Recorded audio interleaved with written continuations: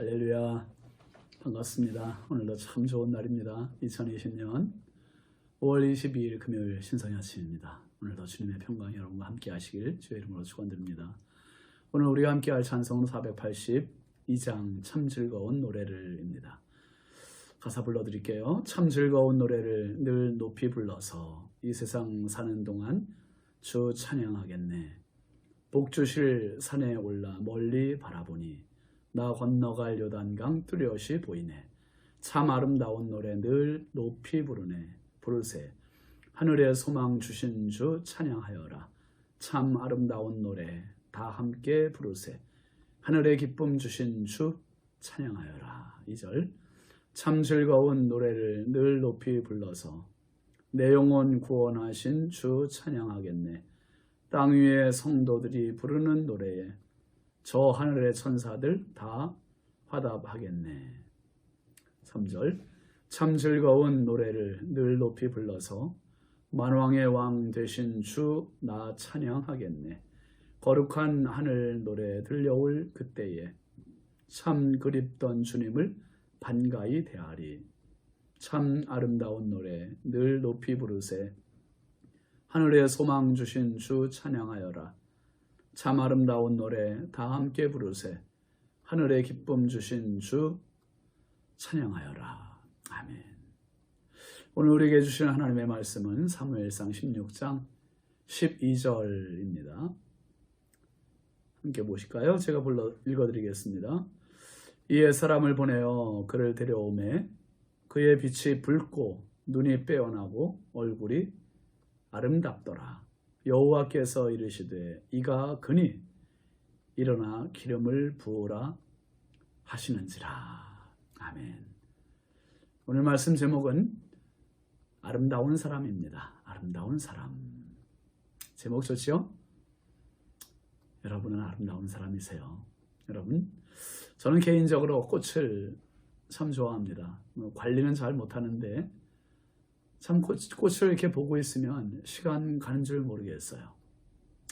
참 오묘한 하나님의 창조의 섭리가 그 꽃 안에 다 집약되어 있는 것 같은 생각이 정말 많이 들어요. 특히 보라색 꽃을 좋아해요. 보라색은 정말 예뻐요. 뭐 다른 거 다 예뻐요. 특별히 여기 오늘 이제 보라색 꽃을 이렇게 갖다 놨는데 뭐 잉크로 물들인 것 같지 않습니까? 정말 어쩌면 이렇게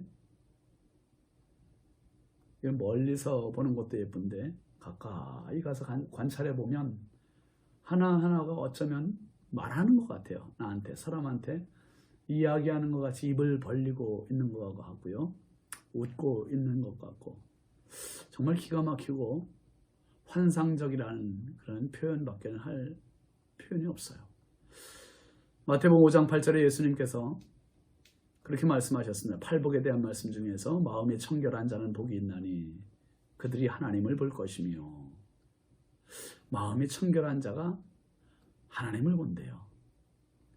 여러분, 자연 속에서 감동이 있고 자연 속에서 힐링을 느끼는 사람, 그 사람은 자연 속에서 하나님을 볼 수 있습니다. 오묘하고 이 아름다운 자연을 보면서 참 그런 생각할 때가 많아요. 어떻게 하나님을 부인할 수 있을까? 어떻게 하나님을 부정할 수 있는지 참 이해를 못하겠다는 생각이 들 때가 많습니다. 로마서 1장 20절 말씀에 보면 이런 말씀이지요. 창세로부터 그의 보이지 아니하는 것들 곧 그의 영원하신 능력과 신성이 그가 만드신 만물에 분명히 보여 알려졌나니 그러므로 그들이 핑계하지 못할지니라. 이 작은 꽃송이 하나에도 하나님의 솜씨가 들어있다는 거예요. 하나님의 영원하신 능력, 하나님의 신성. 사람의 힘으로 꽃 하나 피우지 못하잖아요. 하나님의 능력과 하나님의 신성이 만물에 분명히 보여 다 알려졌다는 거예요. 그래서 사람들이 핑계하지 못한대요. 하나님이 어디 있어라고 말하지 못한다는, 몰랐다라고 핑계할 수 없다는 거지요.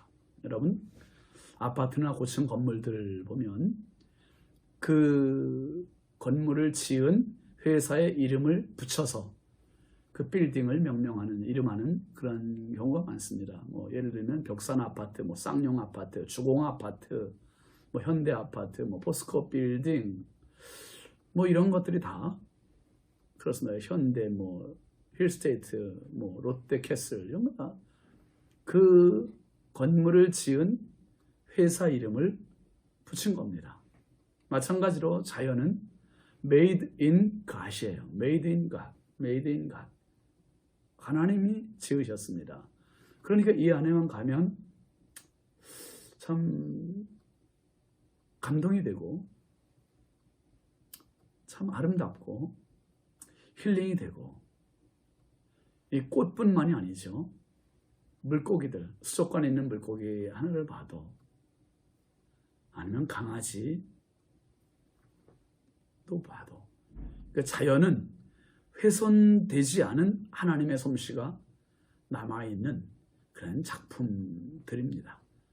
여러분 오늘 한번 자연을 한번 다 자세히 들여다보십시오. 나뭇잎 하나, 팔랑거리는 그 나뭇잎 하나에도 하나님의 솜씨가 있고, 자연으로 가기 어려우시면 자연을 가정으로 들여오세요.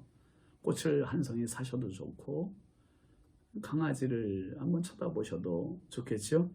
그 안에 하나님의 솜씨가 다 있습니다.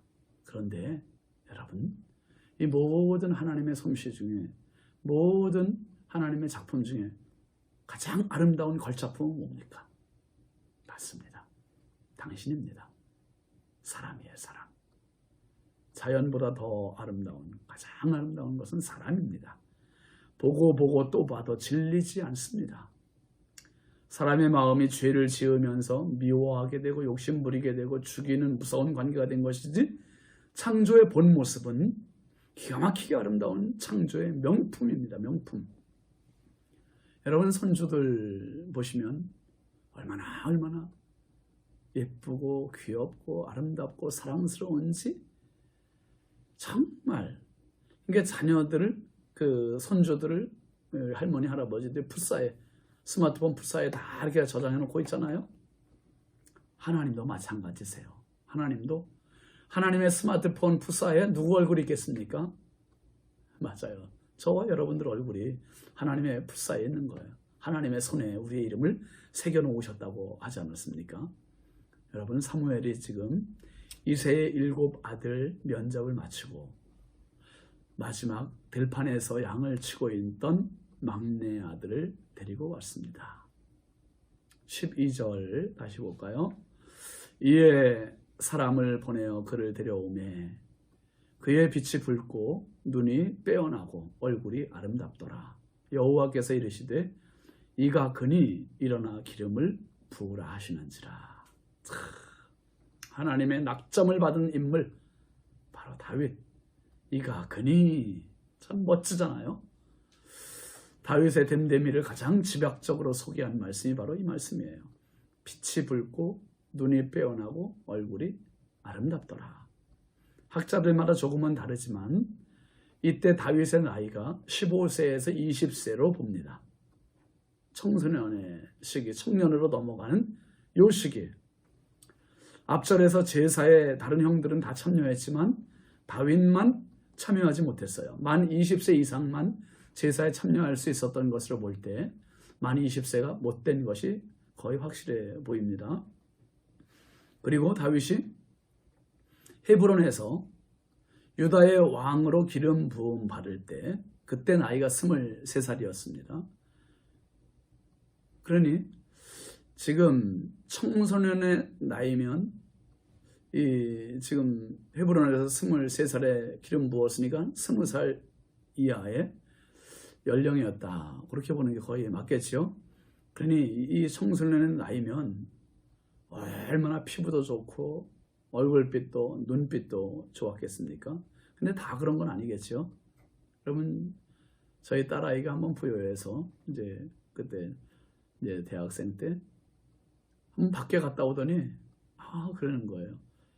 카페에서 고등학교 여자 학생들을 보았대요. 근데 애들이 얼마나 풋풋해 보이든지 풋풋하다고 그래요. 그래서 제가 볼 때는 저희 딸아이도 풋풋한데 금방 세대 차이를 느끼는 것 같았어요.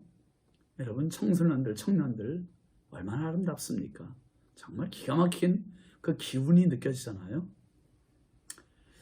붉고라는 말은요, 홍조 띈 붉고 윤기 흐르는 모습을 말합니다. 또 눈이 빼어나고라는 말은 반짝이는 총기 어린이라는 뜻이고요. 아름답더라라는 말은 토부라는 말이에요. 토부라는 말은 사울에게도 쓰였단 말인데요. 영어의 굿이 성품, 외모, 기분, 성질 이런 것들을 다양하게 사용하는 것처럼 토부 역시 마찬가지예요. 다양하게 아름다움 의미를 지니고 있는 말입니다. 특별히 토부라는 말은 히브리어로 창세기 1장에 7번이나 등장하잖아요. 보시기에 좋았더라, 보시기에 좋았더라, 보시기에 좋았더라. 그 말이 다 토부라는 말로 되어 있습니다. 하나님의 마음에 든 사람, 가장 아름다운 토부, 그 사람이 바로 다윗이었습니다. 외적으로도 잘생겼고 또 하나님의 중심에 아름답게 합격된 사람. 무엇보다 13장 14절 말씀에서 사무엘 선지자를 통해서 하나님은 사울에게 그렇게 말씀하셨잖아요. 지금은 왕의 나라가 길지 못할 것이라. 여호와께서 왕에게 명령하신 바를 왕이 지키지 아니하였으므로 여호와께서 그의 마음에 맞는 사람을 구하여 여호와께서 그를 그의 백성의 지도자로 삼으셨느니라 하고, 다윗은 하나님의 마음에 맞는 사람이었습니다. 신체와 성품과 영성이 모두 아름다운 사람, 그가 바로 다윗입니다. 이렇게 균형 잡히기가 쉽지 않잖아요, 여러분. 신성, 지성, 영성 모두 겸비한 사람, 그가 바로 아름다운 사람입니다. 창세기 41장에 보면 바로 앞에서 바로의 꿈을 해석한 요셉을 향해서 바로의 고백이 바로 이 고백이었습니다. 이와 같이 하나님의 영에 감동된 사람을 우리가 어찌 찾으리요?